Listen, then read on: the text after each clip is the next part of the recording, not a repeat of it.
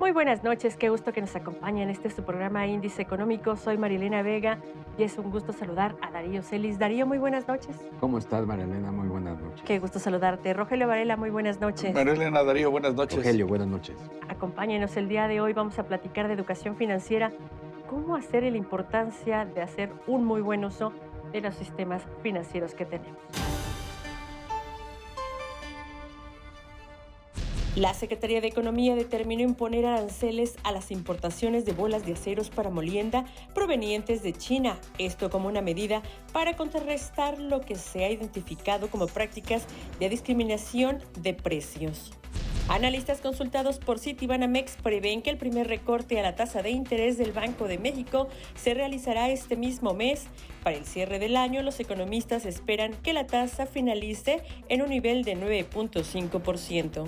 En el segundo mes del año, el número de trabajadores registrados en el Instituto Mexicano del Seguro Social se ubicó en 22.289.810, lo que implicó un crecimiento anual de 2.9%, la cifra más baja desde mayo del 2021.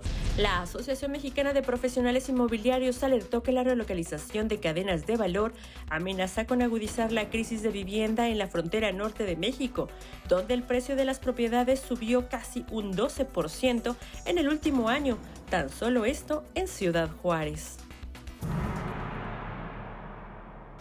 ¿Qué tanto han hecho los bancos y diferentes instituciones para robustecer la educación financiera de este país? Vea la pieza que le preparamos. Un estudio entre los países integrantes del G20 indica que el nivel de educación financiera en México está por debajo de la media al contabilizar 12.1 puntos de un total de 21 posibles. El promedio de los miembros de la OCDE es de 12.7. Según las conclusiones de las últimas 3 emisiones de la Encuesta Nacional de Inclusión Financiera del INEGI, el 65% de los mexicanos gastan más de lo que ganan por falta de educación financiera, la cual solo el 8% manifestó haberla recibido en algún sistema escolar. Con datos de la más reciente encuesta en 2021, 41.1 millones de personas de 18 a 70 años tenían al menos una cuenta de ahorro formal en una institución bancaria o financiera. En cuanto al orden de las finanzas por género, la investigación arrojó que el 42.6% de las mujeres registran sus gastos, mientras que el 52% de los hombres separan el dinero y el 20.6% tienden a tener sus pagos domiciliados o alguna aplicación de celular para su administración. La educación financiera se convierte en una herramienta fundamental en estos tiempos, no solamente para planear nuestros gastos, sino saber qué podemos hacer con nuestros ahorros y cómo aprovechar las nuevas tecnologías. Para hablar de este tema nos acompaña esta noche Juan Luis Ordaz, director de Educación Financiera de la Asociación de Bancos de México. Juan Luis, muy buenas noches. ¿Qué tal? Muy buenas noches, Rogelio. Gracias, Buenas Marilena. Un noches. gusto, Darío. Juan Gracias. Luis, Oye, pues, ¿cómo bienvenido. estamos en materia de educación financiera? ¿Cuál es el balance que se podría hacer de los últimos años? Mira, yo creo que hemos avanzado, quizás no lo suficiente. Si vemos datos, por ejemplo, de la Encuesta Nacional de Inclusión Financiera, en 2015 el 44% de los adultos tenía una cuenta, ya en el año 2021 es el 49%, lo mismo ha incrementado el uso del crédito, han venido mejorando algunos indicadores, el porcentaje de personas que hace, por ejemplo, ya un presupuesto, pero creo que donde lo podemos ver, donde lo vimos realmente fue en la crisis, me parece que En ahí la pandemia, en ¿no? la pandemia porque a diferencia de las crisis previas, no hubo como en las anteriores un endeudamiento de la Claro. población. Entonces, creo que ese es un indicador de que sí estamos avanzando en materia de educación financiera, quizás no lo suficiente, sí nos hace falta mucho, pero me parece que ese fue un indicador muy importante. ¿Dónde se tendría que reforzar? Porque si bien es cierto, a lo mejor manejamos mejor las tarjetas bancarias o las tarjetas financieras, hay instrumentos que no se tocan, que se piensan que son para los grandes inversionistas o los grandes empresarios y todavía no llegan al público. ¿Dónde está esto? Mira, yo creo que también en materia de educación financiera nos hace falta empezar desde la niñez. Creo que es fundamental que desde los niños este tema se empiece a abordar en las escuelas.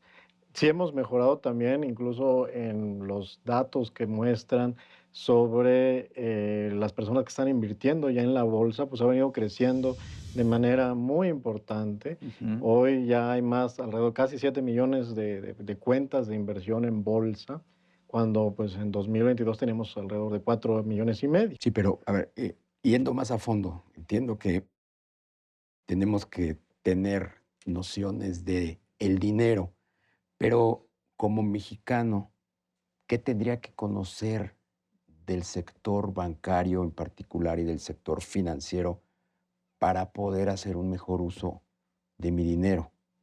Mira, yo creo que hay un gap, a lo mejor por un lado se ha crecido en cuanto a la posibilidad de acceso. Por ejemplo, las corresponsalías bancarias han sido fundamentales. Hoy tenemos más de 50,000 corresponsales. Básicamente el 98% de la población ya puede acceder a algún producto O financiero. sea, saber que ya puedes hacer operaciones bancarias no necesariamente en una sucursal de banco, sino en una tienda de conveniencia, por ejemplo, Exacto. o en una sucursal de telégrafos, por Sí, sí, ejemplo, sí, ¿no? incluso cosas del día a día, que a lo mejor en lugar de ir y sacar todo el dinero que me dan, pues con esa misma tarjeta yo la puedo ocupar, la puedo utilizar y puedo hacer operaciones incluso con ellas, ¿no? De compra, y diferentes cosas. También cómo protegerme a veces ante los riesgos, ¿no? De repente, cosas tan básicas como, oye, voy a un lugar y doy mi tarjeta o entro a internet y de repente pues ya me di todos Vaciaron. mis datos y resulta que ya se llevaron todo mi dinero, ¿no? O sea, cosas como tan básicas como este tipo de elementos o cosas ya muy sofisticadas, como las inversiones, cómo proteger mi dinero también, ¿no? Sí. Bueno, es un poco en línea con lo que pregunta Darío.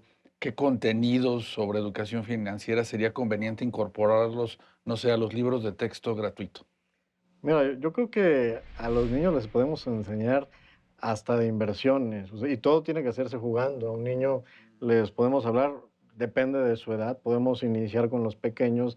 Los pequeños suelen colectar, por ejemplo, muchas cosas. Ahí podemos introducir Ujú. los temas del ahorro, así como ellos colectan hojitas, Estampas, estampas, cositas así, que ya en realidad lo traemos. O sea, somos ahorradores, somos colectores, ahí podemos aprovechar justo para que esos hábitos se empiecen a quedar. Y todo tiene que hacerse a lo mejor como se hace, yo siempre pongo el ejemplo del cepillado de dientes, porque ese sí es uno de los hábitos que suele quedarse. Así se debe de hacer el uso del dinero. O sea, Mm. generalmente ahí se introduce el juego, se introduce la repetición, se introduce el ejemplo, lo vemos de los padres, y al final se queda. Entonces creo que así lo tendríamos que hacer y lo podemos hacer con temas sencillos, pero también lo podemos hacer con temas complejos. Yo incluso a mis hijos ya les estoy enseñando a invertir en la bolsa y lo hacen desde chiquitos. Juan Luis, mucho se ha hablado en diferentes sexenios e incluso en este que la educación financiera entrará a los colegios, a las escuelas. ¿Qué ha pasado? Porque se ha quedado truncado y sabemos que en este también, como gremio financiero, también buscaron que se incluyera esta parte de educación financiera. Sí, pues mira, creo que esa ha sido una tarea que llevamos sexenios, varios sexenios, tratando desde la Asociación de Bancos de México poder incorporar en las escuelas que se les pueda dar a los pequeños.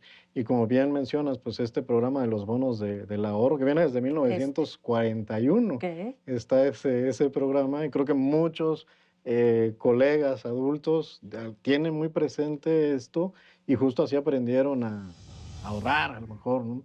Entonces creo que sí, sí es una asignatura pendiente, me parece que tenemos, o sea, sí es fundamental.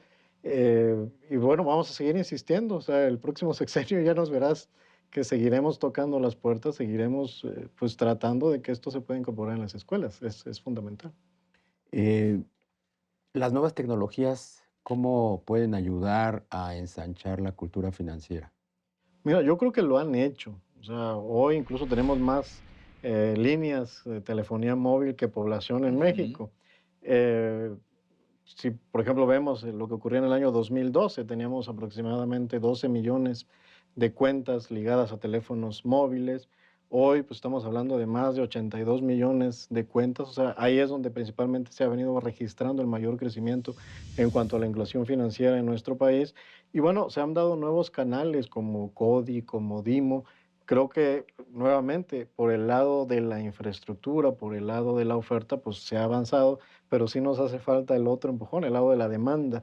Creo que ahí nos hemos retrasado y eso tiene mucho que ver con la cultura, con el conocimiento, con la educación financiera. O sea, si bien pues CODI se implantó, no ha tenido el crecimiento que se esperaba y creo que tiene mucho que ver pues del otro lado. Sí nos hace falta seguir empujando la parte pues tiene mucho que ver con la educación financiera. Claro, las diferentes entidades, bancos, casas de bolsa están haciendo esfuerzos individuales o todos se pueden agrupar en una iniciativa para el tema de educación financiera, Juan Luis. Mira, pues desafortunadamente, bueno, México todavía es relativamente nuevo en educación financiera. La educación financiera básicamente empieza en el año 2004, ahí es cuando la primera institución que trae la educación financiera a México, y desde ahí se han venido haciendo esfuerzos. En 2009 es que se hace el Comité de Educación Financiera en la Asociación de Bancos de México, y desde entonces pues hemos buscado, aunque sí de repente pues como que unos nos vamos por un lado, otros por otro, pero creo que sí nos hace falta todavía trabajar más conjuntamente, que lo estamos haciendo, pero creo que todavía lo podríamos profundizar. ¿Qué países son los que tienen un mayor avance en materia de educación financiera y esto qué les permite o qué les da como país? Ya, pues finalmente son los países con mayor desarrollo. O sea, creo que lo que ha mostrado la propia literatura es que está muy ligado a la educación en general. O sea, los países con más educación pues suelen tener también mayores niveles de educación financiera. También hay muchas diferencias entre hombres y mujeres, pero no solo en México, sino a nivel mundial. Y eso está muy enfocado o se debe en gran parte a que hay también una mayor inclusión laboral en el caso de los hombres que en el caso de las mujeres. Entonces creo que también ahí es donde deberíamos de trabajar en promover quizás más políticas que favorezcan la inclusión laboral de las mujeres y esto a su vez favorecería también una mayor inclusión financiera. Entonces esto pues se ha venido desarrollando, sobre todo en países desarrollados y creo que pues habría que tomar estos ejemplos. ¿Qué puede hacer uno como usuario de la banca para tener acceso a más información y conocer más, ampliar su cultura financiera?